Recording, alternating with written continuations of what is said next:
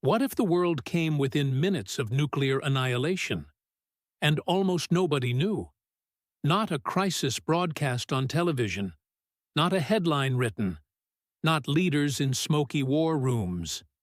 Picture a night when history pivoted in utter darkness, unseen by presidents, generals, or the billions who carried on, blissfully unaware. Imagine everything you know about global security, resting, not on technology, not on treaties, but on the silent hesitation of a single man, sitting alone underground, with a phone in his hand and the fate of the world at his fingertips. Today, you're about to enter that silent moment, a moment that almost erased history as we know it. History's most decisive moments rarely unfold under the glare of cameras. They play out far from the public eye, in silent rooms with ordinary people thrust into impossible situations. On this night in 1983, while millions of people slept peacefully, one Soviet officer sat isolated beneath layers of concrete and soil. His name was unknown, his routine monotonous. But tonight, something would shatter the silence, demanding a choice that could change everything.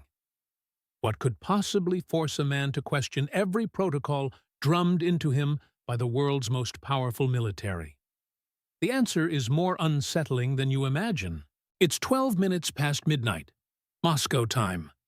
The air inside the bunker is thick with anticipation and stale from hours without movement. Surrounded by flickering monitors, Lieutenant Colonel Stanislav Petrov faces a job both simple and terrifying. Watch the screens for threats, and, if any appear, sound the alarm. For years, nothing but routine. But tonight, the ordinary becomes extraordinary in a matter of seconds. Suddenly, one of the screens registers a launch, then two, then three, then four, then five.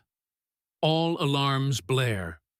The world's fate now sits with a single man, and the clock is mercilessly ticking.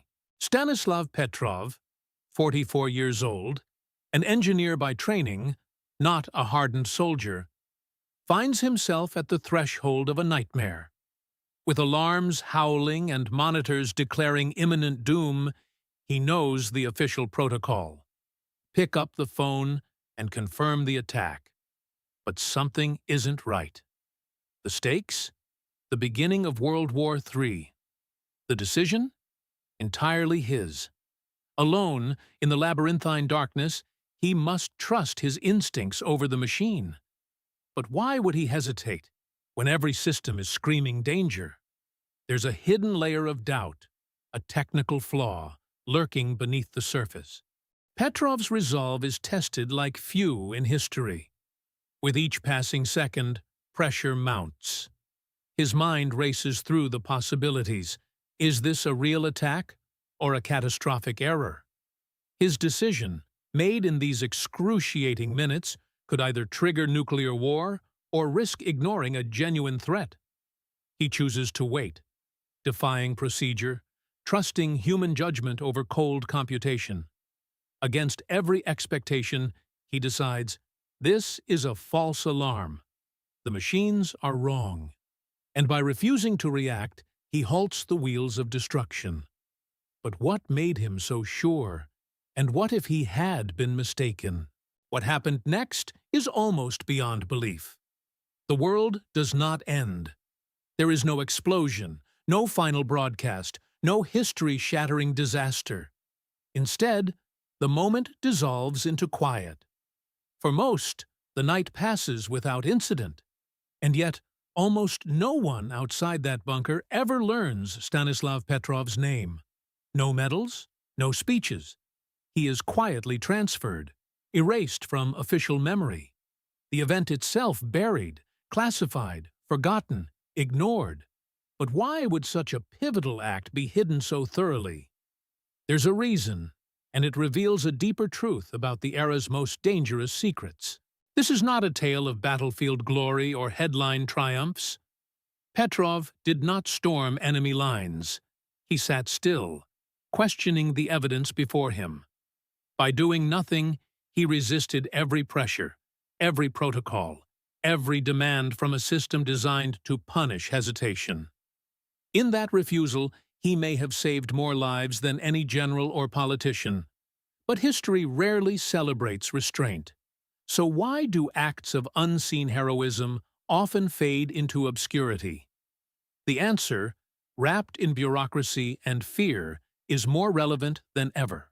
To grasp just how close humanity came to annihilation, forget the familiar crises, the Cuban Missile Crisis, the Berlin Standoff, the stories that filled textbooks. This was something different, more immediate.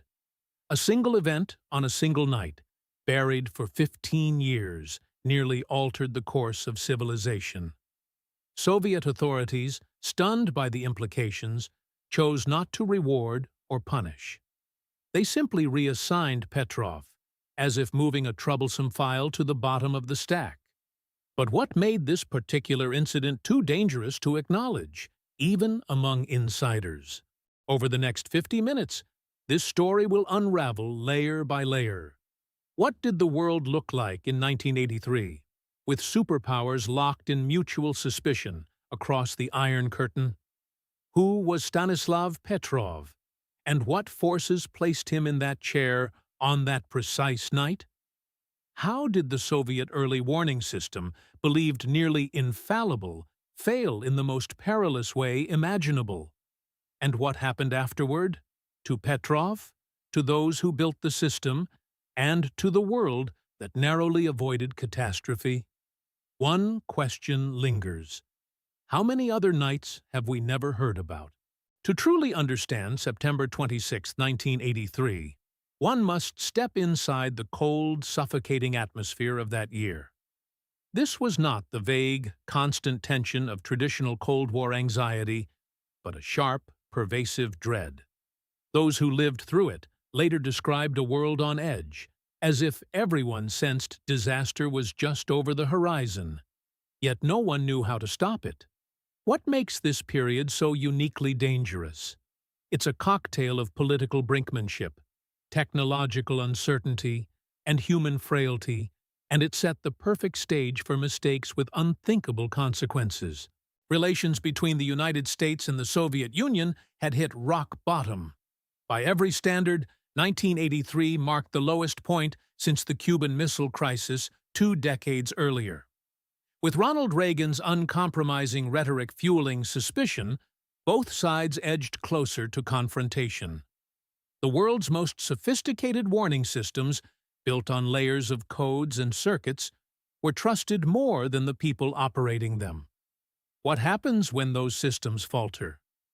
The answer, as we'll see, isn't just about technology. It's about the thin, fragile line separating survival from annihilation. And tonight, in the next scene, that line will be tested like never before. September 1981. A new president steps into the Oval Office. He brings with him a doctrine of hardline confrontation, publicly branding his adversaries the evil empire. The world is listening. Almost overnight, the United States orders a colossal surge in defense spending. Billions are poured into new weapons. The Strategic Defense Initiative becomes a household phrase, a missile shield, or so it sounds. But to Soviet strategists, it's something more sinister. They don't see a defensive measure. They see a potential first-strike weapon disguised in diplomatic language. What happens when one superpower's shield looks like the other's sword?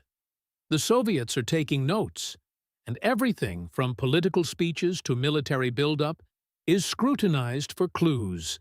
But this wasn't just theater. By 1983, something much deeper had taken hold in Moscow. Many imagined Soviet leadership as icy tacticians playing the long game. But what if they weren't? Behind closed Kremlin doors, a different picture emerges. Newly declassified records and first-hand accounts reveal a leadership haunted by its own history. The men making decisions that year had survived the unimaginable. 27 million Soviets lost in a single war. Each of them carried memories of surprise attacks and devastation. Therefore, their current fear wasn't calculated posturing. It was raw, lived experience. Could the Cold War turn hot again? The answer, for them, seemed dangerously close to yes. They even had a word for this fear. Operation Ryan. 3 simple syllables. But behind them was an entire architecture of anxiety. Launched in 1981, this intelligence operation had a single obsessive focus: to detect signs that the Americans were preparing a nuclear first strike. Open loop. What made this program unique, and why did it matter so much? Every Soviet operative abroad, from Berlin to Buenos Aires, was instructed to report the slightest anomaly. Military base activity, blood plasma bought in bulk, shifts in political routines. Nothing was too minor. But this wasn't random suspicion. It was methodical, state-sponsored vigilance. A whole government systemized its own nightmare, convinced the next move would be the last. The cost of missing a clue? Catastrophe. But as if relentless watchfulness wasn't tense enough, a single event would crank this pressure to its breaking point. Just 3 weeks before the night that would decide the world's fate, tragedy struck. On September 1st, 1983, Soviet air defense forces made a fateful error. They spotted a Korean Airlines Boeing 747, Flight 07, straying into their airspace. What happens when a simple mistake collides with a hair-trigger world? Thinking it was a spy plane, Soviet command scrambled a fighter jet. 2 missiles arced into the night, shattering the silence. And the jet. On board, 269 souls lost. Among them, 62 Americans and a sitting U.S. congressman. There would be consequences. International shockwaves followed instantly. The world's media erupted.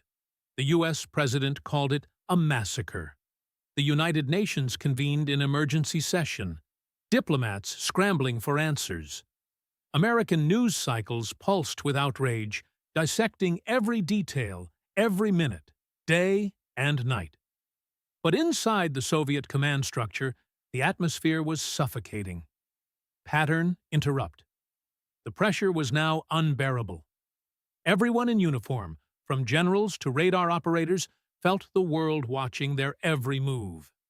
The fear wasn't just of making a mistake, it was of missing anything, of being outmaneuvered in a moment of American fury. The stakes had never been higher.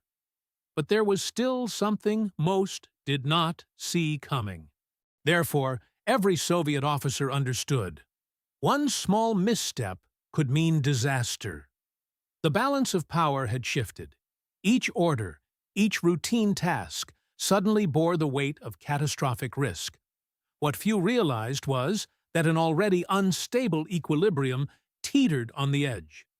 As outrage simmered worldwide, inside Soviet military circles, the directive was clear: don't hesitate, but above all, don't provoke. The paradox became their daily reality. Act swiftly, but don't act rashly. Could anyone truly manage that kind of pressure? The answer would arrive soon, but not in the way anyone expected. But even this relentless tension wasn't the whole picture. The air itself felt charged, brittle, primed for disaster. September 26, 1983. The clock ticks toward midnight. The atmosphere in command bunkers across the USSR is electric with dread. Hair-trigger systems, institutional fear, the memory of recent catastrophe fresh in every mind.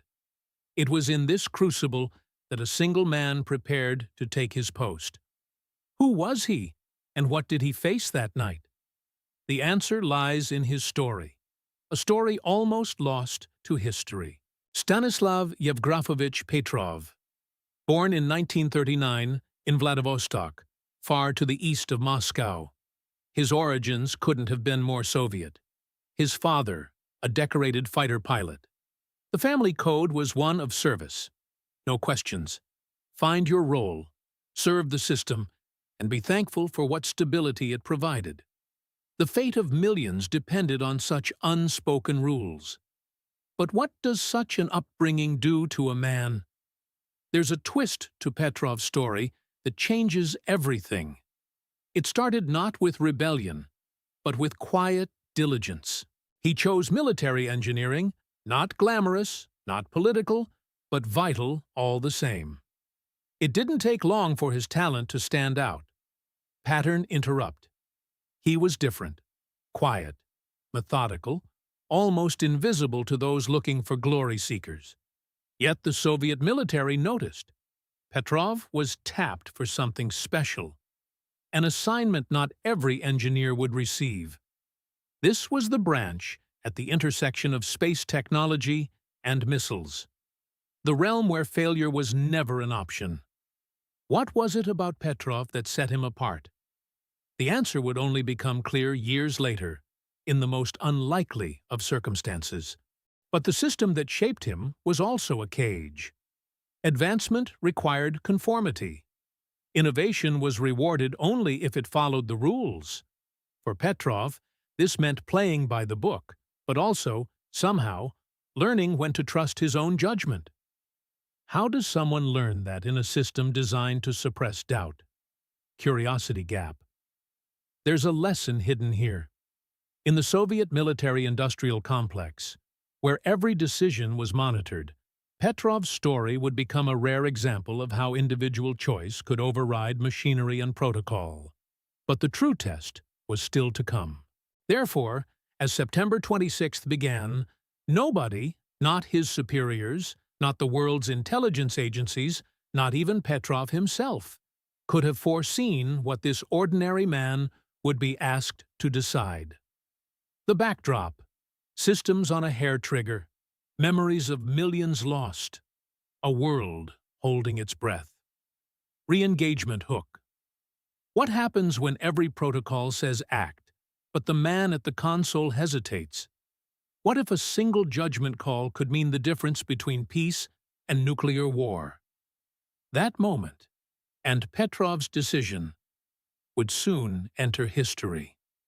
But first, the unthinkable alarm. It begins with a question. What happens when the fate of millions rests on a handful of technicians, not generals or politicians? In a remote facility known as Serpukhov 15, one man was about to face an unimaginable test. Stanislav Petrov had devoted his career to the technical and analytical side of the Soviet military, not to battlefield heroics. Years of meticulous work placed him at the heart of one of the USSR's most ambitious projects, OKO, the Early Warning Satellite Network. But OKO was more than just a technological marvel. It was designed for an existential purpose: constantly scan the skies above North America, searching for the telltale signatures of an American missile launch. The idea was chillingly simple. If the Soviets could spot incoming missiles fast enough, they might have just minutes to launch a devastating counterstrike.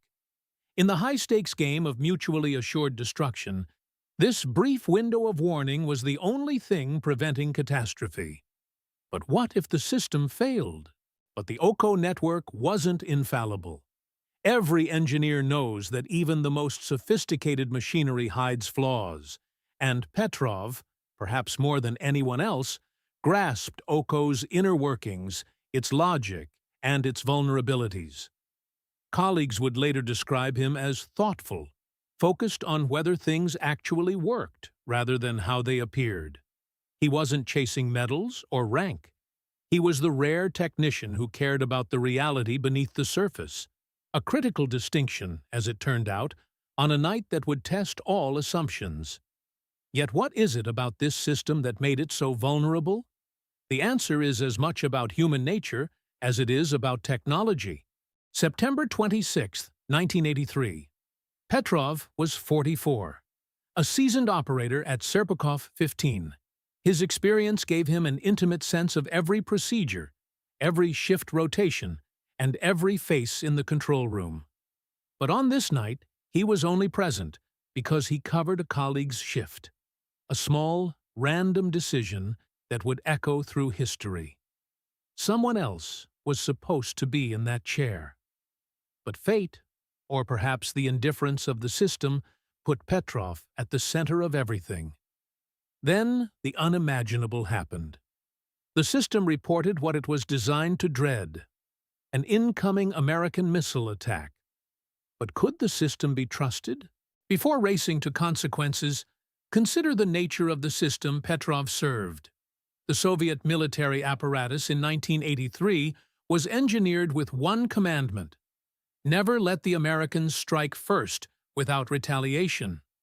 Every alarm, every protocol, every layer of command was built for speed, certainty, and the near elimination of doubt. Individual judgment was not written into the design.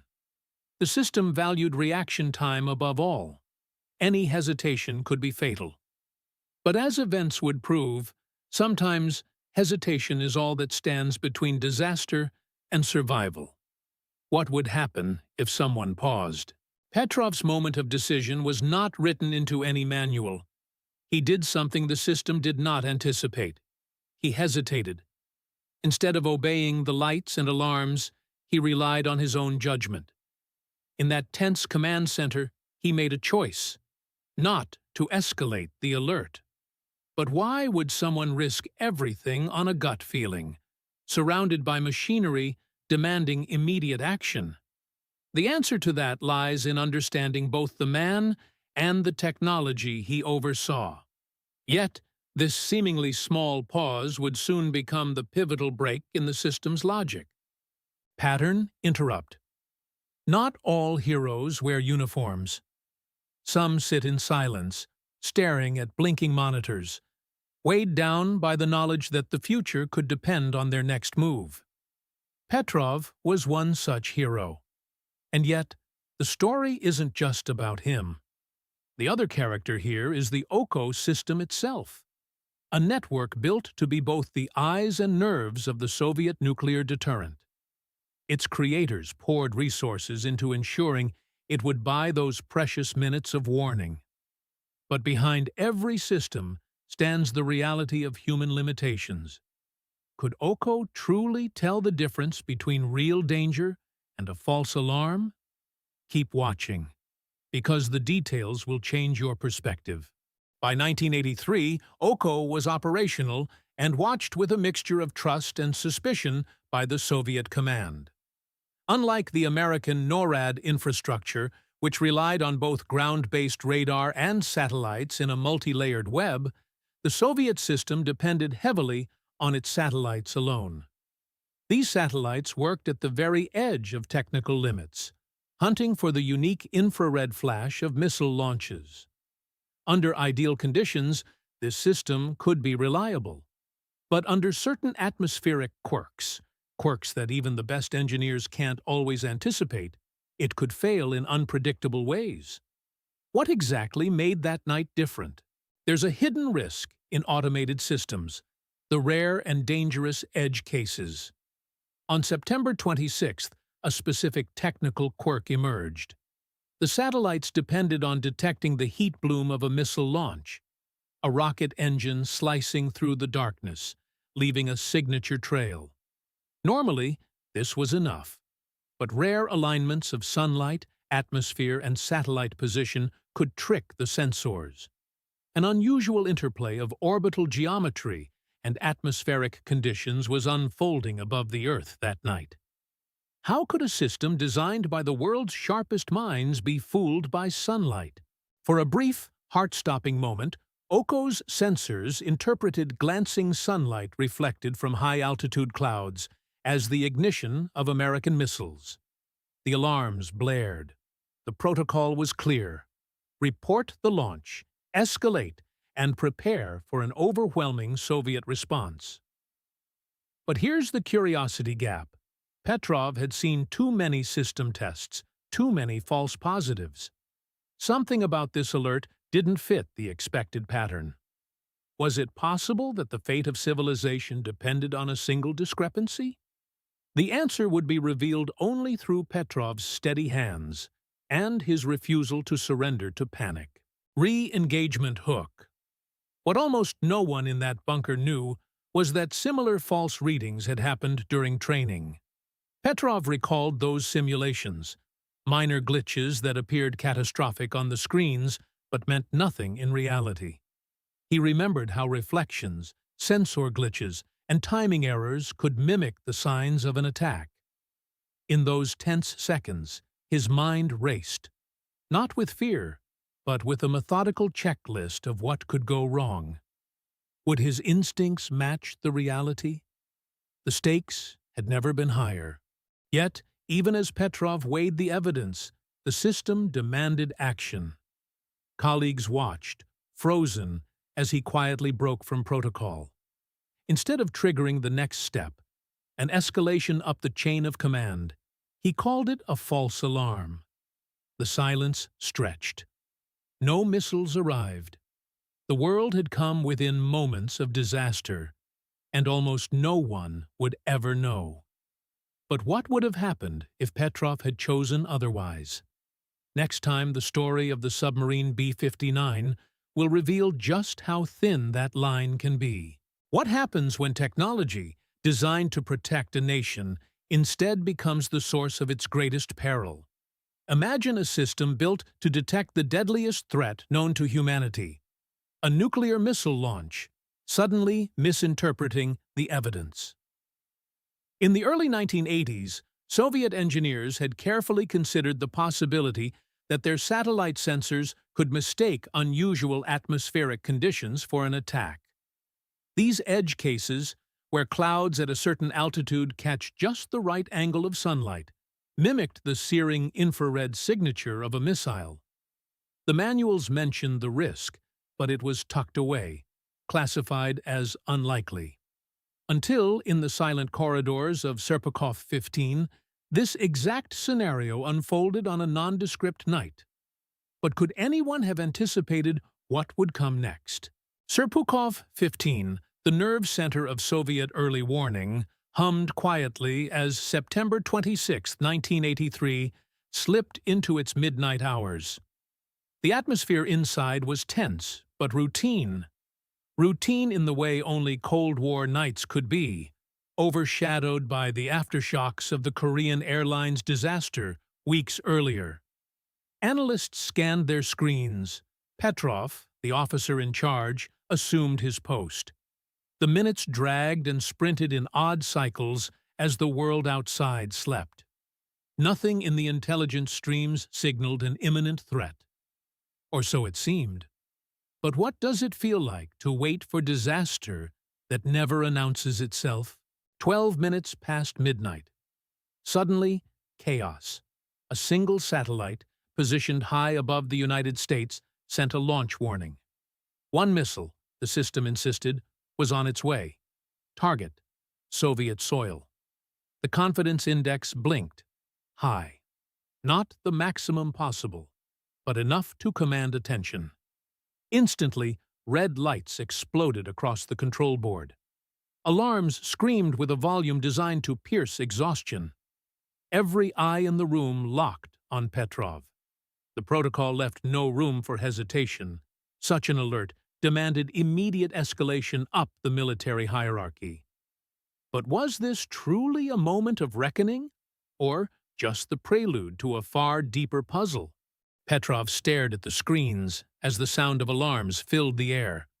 His orders were unambiguous. Report the incident at once. Yet, instead of reaching for the phone, he paused. There's a reason for this hesitation, and it wasn't fear. Statistics raced through his mind. If the Americans truly aimed to destroy the Soviet Union in a surprise attack, why just one missile?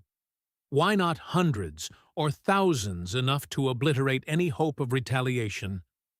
The numbers didn't add up. Every doctrine, every scenario drilled into his training screamed that a real strike would be massive. But could this be an exception? Or was something subtly, critically off? What Petrov did next defied both protocol and probability. Instead of acting on the machine's certainty, He interrogated the system itself. This warning came from a satellite-based detection array, and Petrov knew all too well that such systems, as advanced as they were, carried inherent flaws. The confidence reading was high, but not absolute. He recalled past false alarms, minor glitches, calibration quirks. But this one was different in scale, more urgent. Still, the technical oddities nagged at him. Could a sensor malfunction really mimic the gravest threat imaginable? The answer, Petrov realized, might mean life and death for millions. Pattern interrupt. Something felt wrong. Not in any way Petrov could articulate fully. Just a sense, built from years of experience, that the picture didn't fit. The satellite's orbital position, the count of missiles, the system's confidence level, all technically sound, yet collectively suspicious. The scenario didn't match any model of a plausible American attack. Was it intuition or recklessness to trust this gut feeling? Petrov's hands hovered over the phone. The building tension was nearly unbearable. If he was wrong, the cost would be unimaginable. But if he was right, history itself would pivot on an instant of doubt. He had, at most, 5 minutes. 5 minutes to make a decision with the potential to end civilization as it was known. The room around him receded into silence, the blaring alarms dulling to background noise in his mind. Command protocol demanded immediate escalation, but the consequences of a mistake, of a false positive, were unthinkable.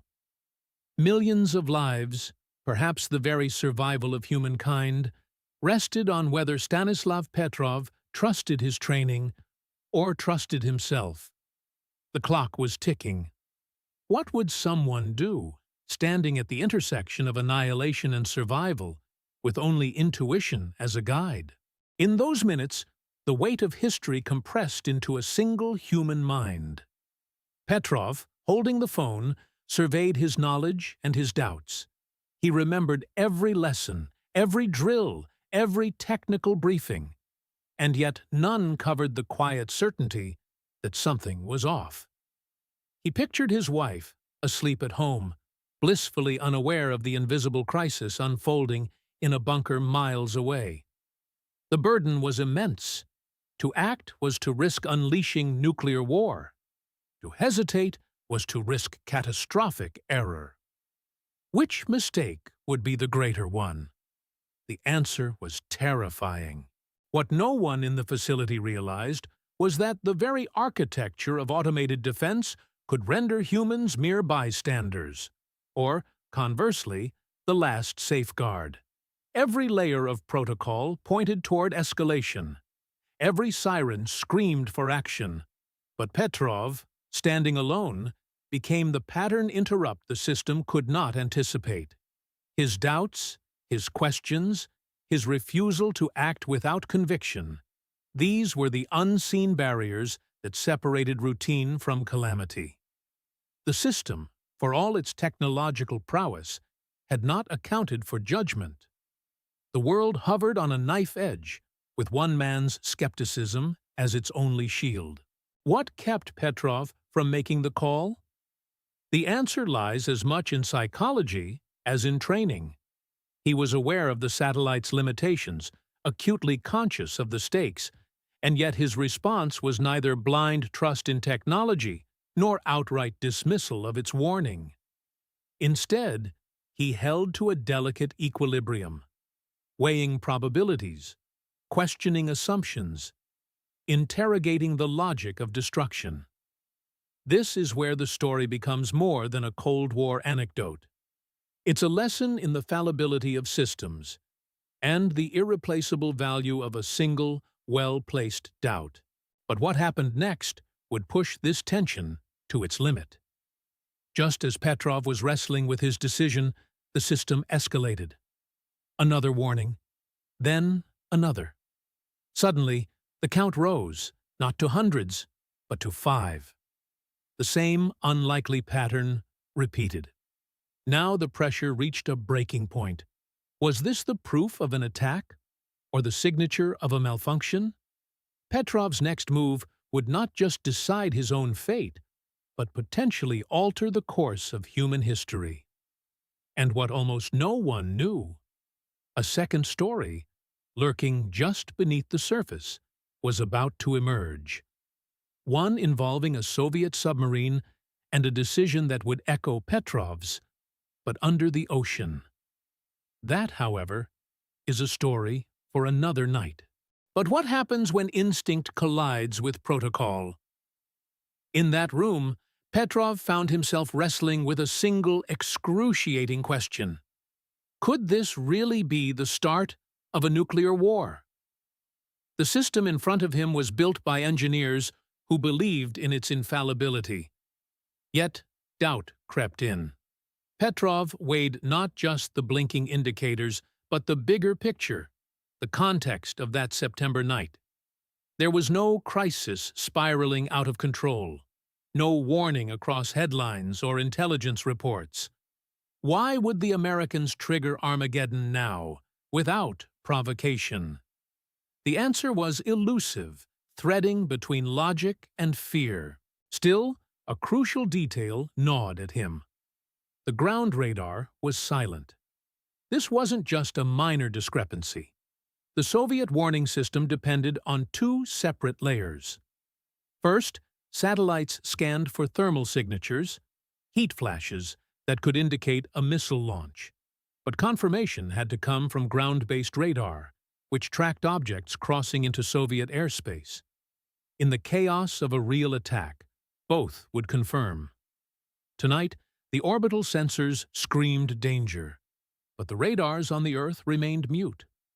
This silence meant something. But what exactly? That's when Petrov's suspicion sharpened. But silence can be misleading. Ground radar has its limitations. It cannot track those initial split seconds after launch, only picking up objects much later in the final arc of their flight. Therefore, the radar might simply be delayed. Or it could be confirming a very different truth, that nothing is coming at all.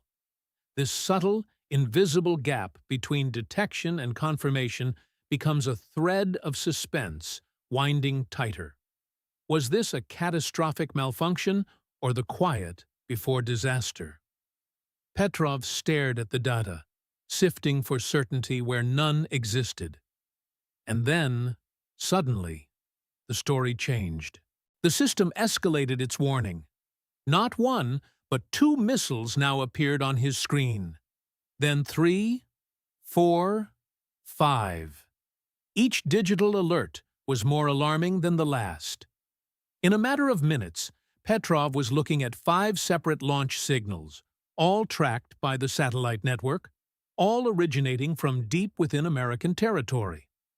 5. The sheer number demanded action, amplifying the urgency in the bunker. But here's what few realize. The system's confidence score, its own internal measure of certainty, had not changed, even as the threat appeared to multiply. Why would that happen? Therefore, in that high-security command center, a new kind of pressure built up. Petrov's subordinates watched him, tense and expectant. According to later accounts, some were visibly terrified. Sweating, eyes wide, the primal fear of imminent death sharp in the air. The protocol was clear. In such moments, remove individual judgment from the equation. Pick up the phone. Pass the report upward. That was the rule. But here's the crucial twist. What happens when following orders could trigger the very disaster you're meant to avoid? Pattern break. Petrov did not follow the script. He did not reach for the red phone that would have sent an alarm straight up the chain of command. Instead, he hesitated. For what felt like an eternity, he simply sat, caught between 2 unthinkable outcomes. Later, in a quiet Moscow apartment, Petrov would admit he wasn't sure. Not certain it was a false alarm. Not sure the missiles weren't real. His own hand shook. The decision was 50-50. a coin flip with the fate of civilization in the balance. But hesitation itself became a statement. In that suspended moment, Petrov made a choice that would echo through history. Instead of sounding a full alert, he called his duty officer, not the direct reporting line, but a point of internal check, and calmly reported a system malfunction. His words, if wrong, would constitute the gravest error ever committed by a single human. This was the tension point where every second stretched. Was he about to doom millions or save them? 23 minutes. That was the time it would take for a real missile to cross the Atlantic and strike Soviet territory. For those 23 minutes, Petrov sat immobile, eyes fixed to the screen, breath shallow, sweat forming. Every tick of the clock magnified the possibilities: devastation or nothing at all. Was this a vast, deadly deception, or a cascading technical error? The world hung in a silent limbo, with no one but Petrov aware of the knife's edge on which it balanced.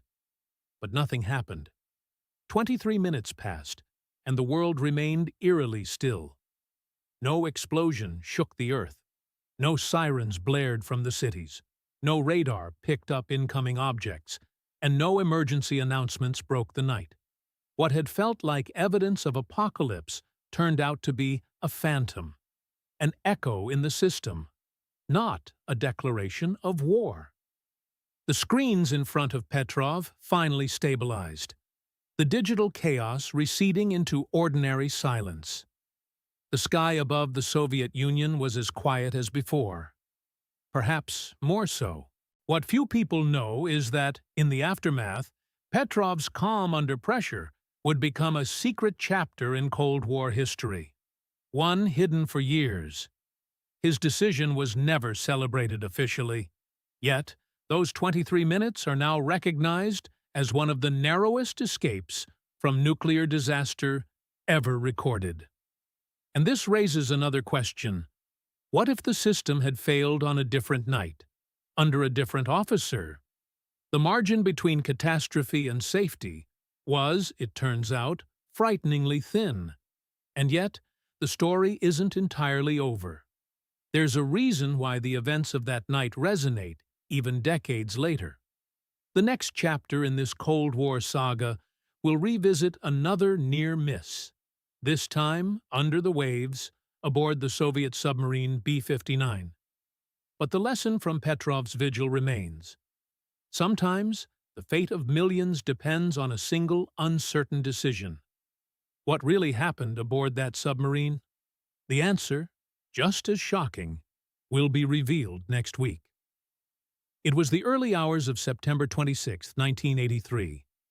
The control room, which had been a chaos of alarms and panicked voices only moments earlier, suddenly fell silent. Outside, the satellites kept tracing their silent paths above the Earth.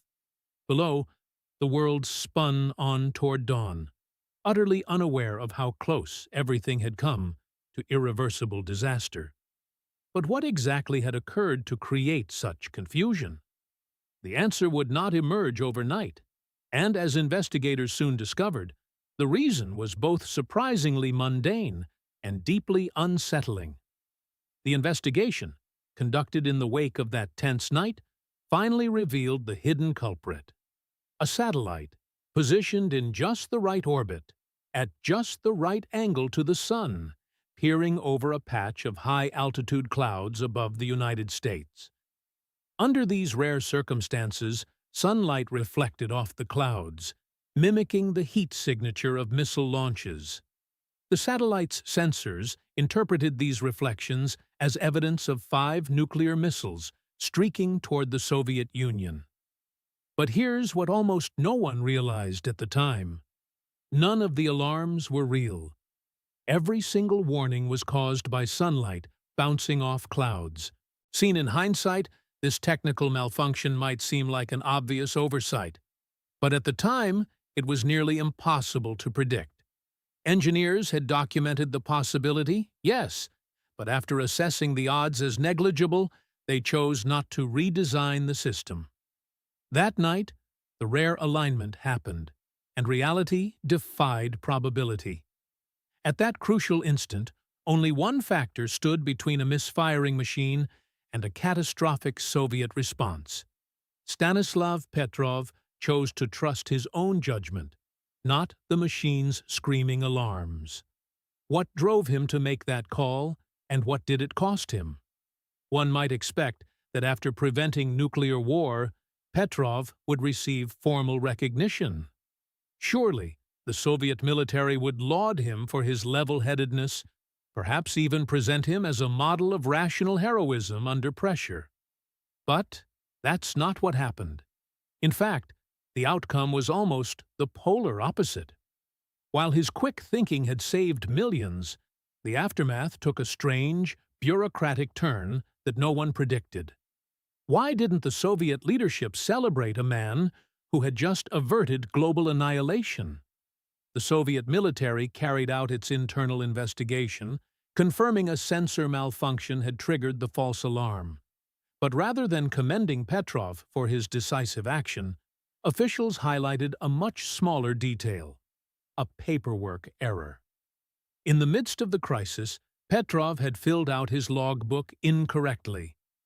On any normal shift, this would have gone unnoticed, but now it provided a convenient excuse.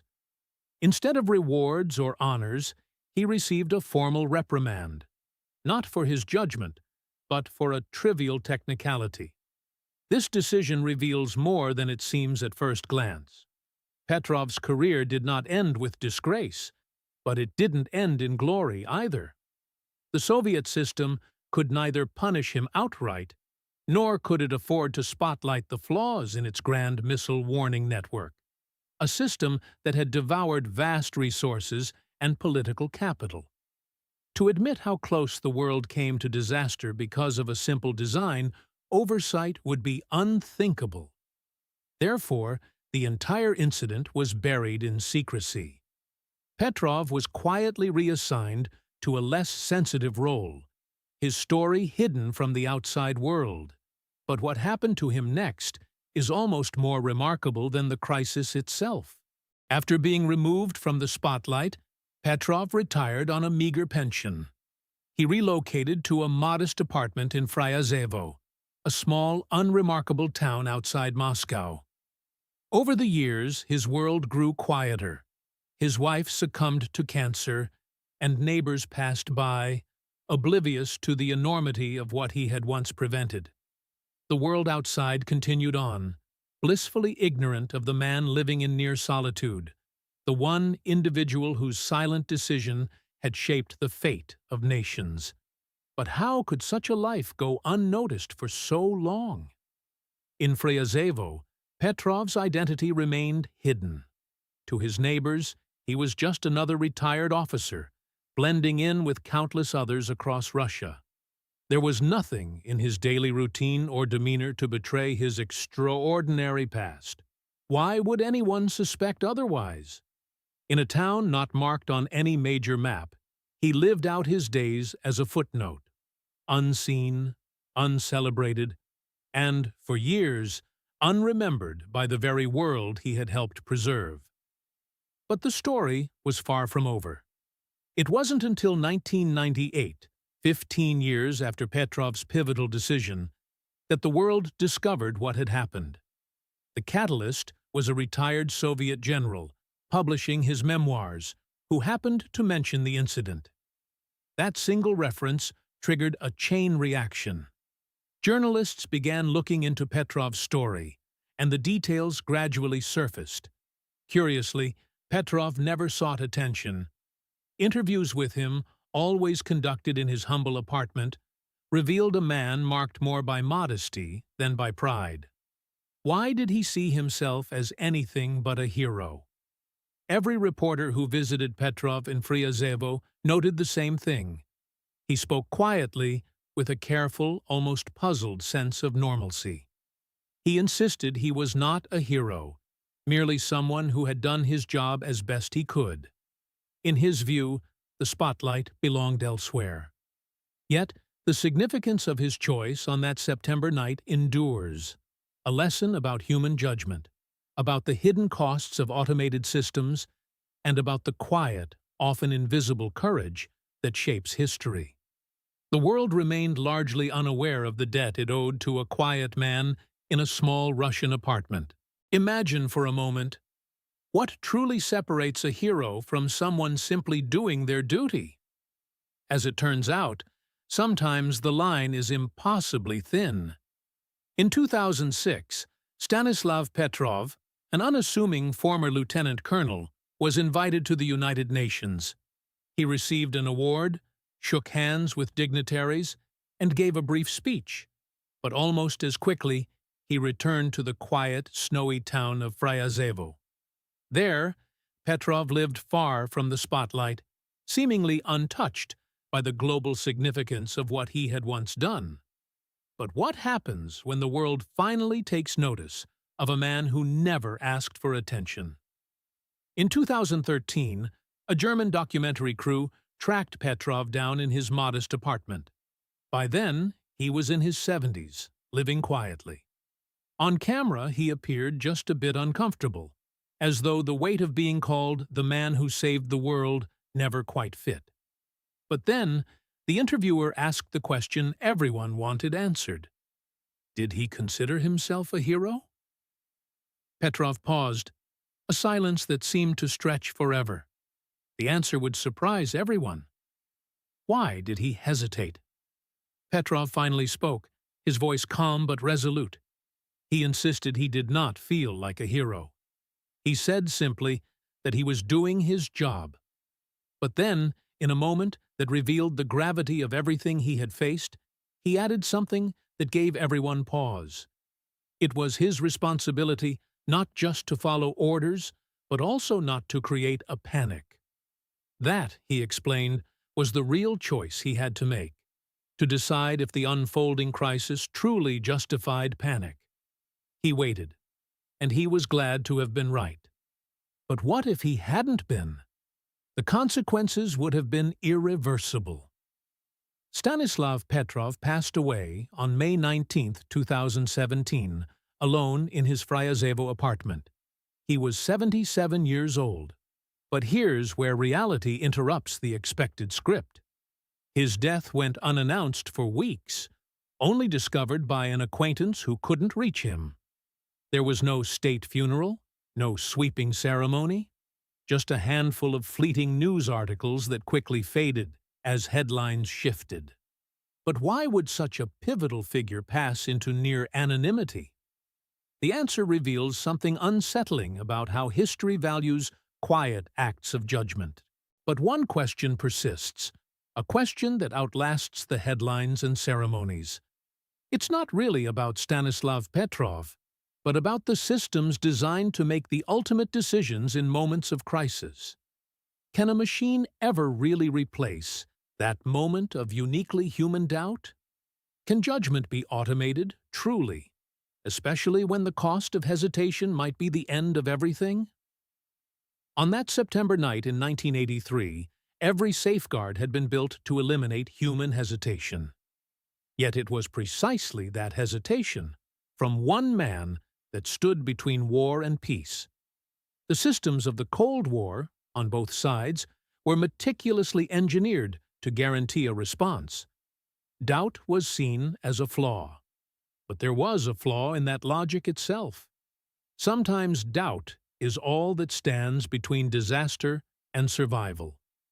That night, it was only because Petrov had spent countless hours with the detection machines, learning their quirks, understanding their failures, that he sensed something was wrong. And he acted on that sense. Pattern interrupt. No algorithm could have done that. But what few realize is that Petrov was not alone in this strange, high-stakes world. The Cold War drafted thousands into roles where a single choice could ignite apocalypse.